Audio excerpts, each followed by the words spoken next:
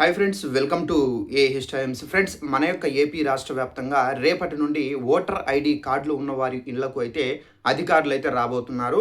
అయితే తప్పనిసరిగా మీరు ఈ అప్లికేషన్ ఒకటి ఇచ్చి మిగిలినటువంటి రిసిప్ట్ ఏదైతే ఉందో అది మీరైతే పెట్టుకోవాల్సి అయితే ఉంటుందండి. అసలు ఏ అప్లికేషన్ ఇస్తే మనం సరిపోతుంది ఏంటి, దానికి సంబంధించిన పూర్తి వివరాలు తెలియజేస్తాను. ఈ వీడియో మీకు నచ్చినట్టయితే లైక్ చేసుకొని ఛానల్ను సబ్స్క్రైబ్ చేసుకొని ఫాలో అవుతుండండి. ఇక వివరాలకు వెళ్ళినట్లయితే మన యొక్క ఏపీ రాష్ట్ర వ్యాప్తంగా కేంద్ర ప్రభుత్వం అయితే ఎస్ఐఆర్ సర్వే అయితే నిర్వహించబోతున్నారు. సో ఈ సర్వే నిమిత్తం ఏదంటే మన యొక్క ఇళ్లకైతే ఎన్యూమిరేటర్లు అనగా బిఎల్ఓ బూత్ లెవెల్ ఆఫీసర్స్లు అయితే వచ్చి మనకు అప్లికేషన్లు అయితే పంపిణీ అయితే చేశారు. ఒక్కొక్కరికి మనకి ఏంటంటే రెండు అప్లికేషన్లు అయితే పంపిణీ చేశారు. సేమ్ టు సేమ్ ఫోటో మనకు స్కానరు, నెక్స్ట్ మన యొక్క డీటెయిల్స్, అడ్రస్ మొత్తం మనకు బ్లాక్స్ అనేది ఉంటాయి. ఇలాగే మనకు 2 పేజీలు అయితే పంపిణీ అయితే చేయడం అయితే జరిగింది.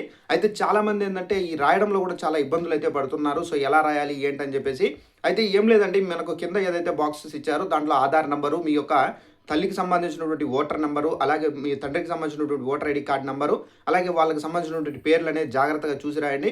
అలాగే వాళ్ళకి సంబంధించినటువంటి ఆధార్ కార్డు నెంబర్లు ఏదైతే ఉన్నాయో ఆ నెంబర్లు అనేది క్షుణ్ణంగా జాగ్రత్తగా రాయండి. ఇక మనకు పైన లెఫ్ట్ అండ్ రైట్ మనకు 2 బాక్సులు అయితే ఉంటాయి. 2002కు ముందు ఒకవేళ మీకు ఓటు ఉంటే అప్పుడు మీరు ఆ రైట్ సైడ్ బాక్స్లో అయితే మీరు డీటెయిల్స్ అనేది రాయండి. ఒకవేళ మీకు లేకపోతే మీరు రాయాల్సిన అవసరం అయితే లేదు.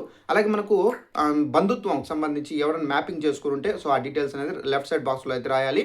సో ఈ విధంగా ఏంటంటే మనము రైట్ సైడ్ బాక్స్లో రాయాలి. సో ఈ విధంగా ఏంటంటే మనం పూరించి మనం డీటెయిల్స్ అనేది రాసి మన యొక్క ఫామ్ ఏదైతే ఉందో 2 ఫామ్లు అయితే ఉన్నాయి కదా, 2 పేపర్లు. ఒక పేపర్ వచ్చేసి బిఎల్ఓ ఆఫీసర్కి అయితే ఇవ్వాలి. కొన్ని ప్లేసెస్లో ఏంటంటే బిఎల్ఓ అధికారులు అయితే ఇళ్లకు వచ్చి తీసుకుంటున్నారు.